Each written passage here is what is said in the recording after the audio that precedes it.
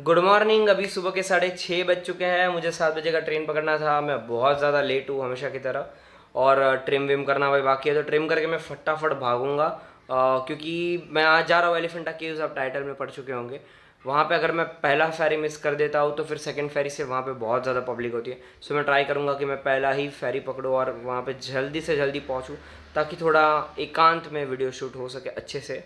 सो मैं निकलूँगा, बीच में कुछ भी शूट नहीं करूँगा, क्योंकि मुझे पता है कि अगर लेट हो गया तो कोई मतलब नहीं है फिर। इसके लिए मैं फटाफट जा रहा हूँ और आपको मिलता हूँ मैं फेरी पे, या तो फिर डायरेक्ट एलिफेंटा केव्स पे।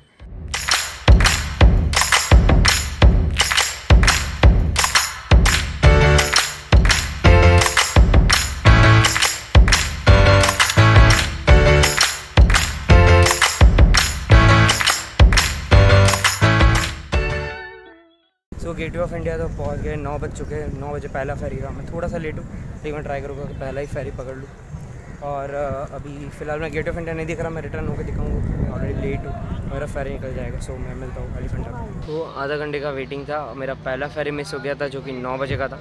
ये मेरा सेकंड फेरी है, जो कि 9:40 के अराउंड निकल रहा है। फेरी में ऑलमोस्ट 1-1.25 घंटा लगता होगा शायद, मे बी यहाँ पे तो वही लोगों ने बोला है। तो अभी मैं वहीं पे मिलता हूँ। और सेकंड की यहाँ पे 225 पे करना है फेरी का जो भी टिकट्स है, और दूसरा यहाँ पे 10 रुपीज़ एक्स्ट्रा पे करना है अगर आपको ऊपर बैठना है। तो आप पे तो किया है। आई थॉट कि शायद वीडियो शायद थोड़ा अच्छा बने। और अभी मैं मिलता हूँ एलिफेंटा पे आई थिंक 10:30 को।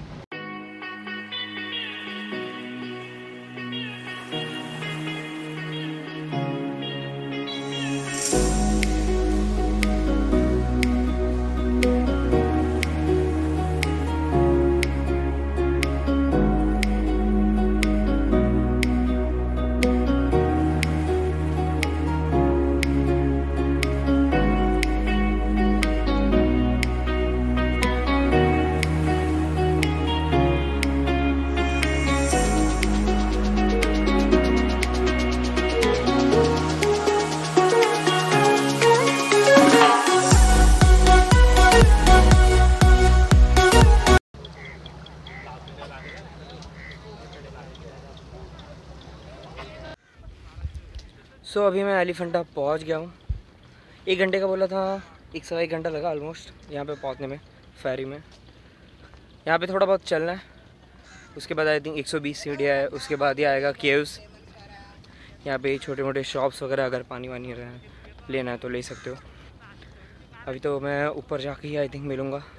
आई थिंक जहाँ तक मुझे पता है, मुझे नीचे कुछ पे भी करना है अगर ऊपर जाना हो केव्स के। यहाँ पे देखता हूँ कितना पे कर रहे हैं। और अभी तो मैं शकुनी मामा बनाऊँ, या आँख कब से बंद है मेरी। हाँ, एक्सट्रीम धूप है भाई। ये धूप में मेरी आँख खुलती नहीं, पता नहीं क्या प्रॉब्लम है। अभी तो मुझे गॉगल्स लेने पड़ेंगे। मैं लेके आना भूल चुका हूँ, लेके फिर मैं शूट करता, वरना आपको ये एक आँख वाला ही व्लॉग देखना पड़ेगा। काफ़ी शॉप्स है यहाँ पे भाई, खाने पीने का तो बहुत सारे शॉप्स है। तो ये कुछ लेके मत आओ, यहाँ पे खाओ आके। और यहाँ पे 3 विलेजेस है जो लोकल पीपल के ही है। ये सारे जो भी शॉप्स वगैरह यहाँ के लोकल्स है भाई। तो ट्राई करो यहाँ पे कुछ छोटा मोटा थोड़ी सी चीज़, लेकिन ख़रीद के ही जाओ। और दूसरा अभी मैं आपको ऊपर जाके मिलता हूँ। अभी 120 सीढ़ी है, उसमें क्या दिखाओ यार। तुम लोग अगर होगे तो बस ऐसे 5 मिनट में कवर कर लोगे। मुझ जैसे इंसान को 1 घंटा लगेगा। तो हाँ, मैं ऊपर जाके मिलता हूँ।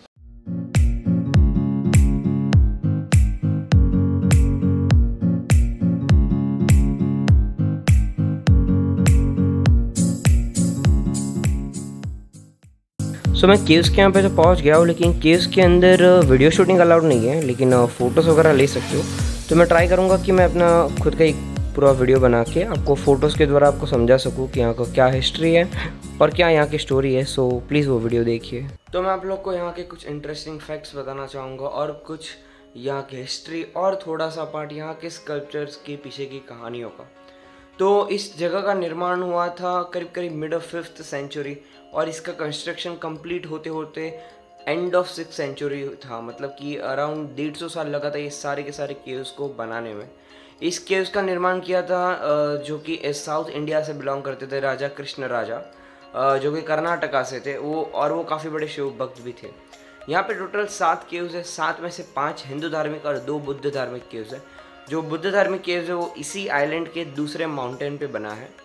और जब मिड ऑफ 16th सेंचुरी में जब भी पोर्टुगीज़ ने यहाँ पे इन्वेड किया था, तब उन्होंने यहाँ के मोस्ट ऑफ स्टैचूज़ को डैमेज करने का ट्राई किया था, क्योंकि उस ज़माने में ऐसा हुआ करता था कि जब भी कोई एम्परर इन्वेड करता है तो वो वहाँ के कल्चर को सबसे पहले डैमेज करता था। इसके लिए यहाँ की मूर्तियाँ टूटी हुई हैं। इनफैक्ट आप लोग देखोगे कि कुछ मूर्तियों पे उन्होंने बुलेट प्रैक्टिस भी किया था। तो यहाँ बने 5 हिंदू धार्मिक केव्स में से आप सिर्फ 2 केव्स में विजिट कर सकते हो। बाकी के जो 3 केव्स है वहाँ पे विजिटर्स को अंदर जाना अलाउड नहीं है। और जो 2 केव्स है उसमें जो सबसे पहला केव है उसको द ग्रेट केव भी कहते हैं।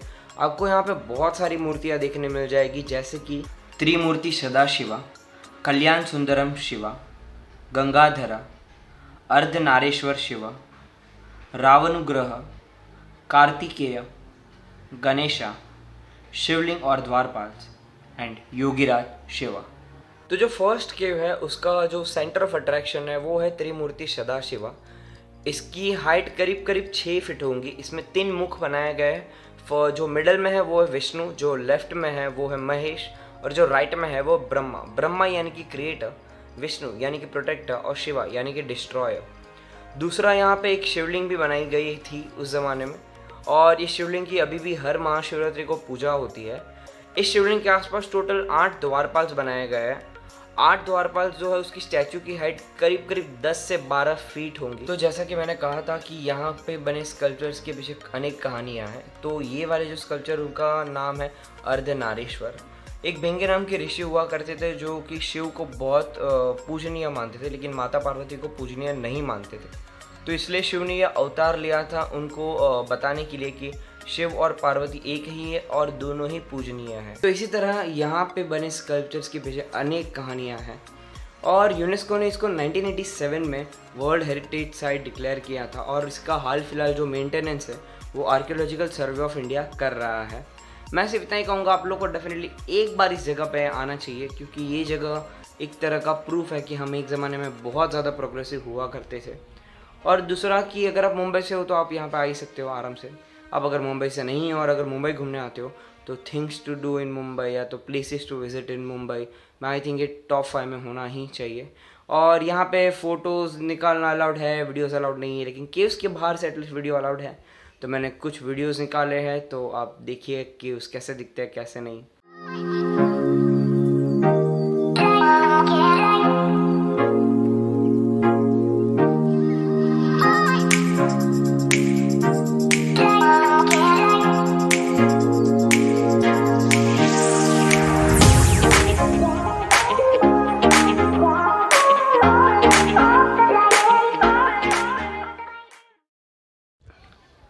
सो काफ़ी अच्छा रहा मेरा एलिफेंटा केव्स का जो भी है टूर बोल लो या जो भी बोल लो इसको।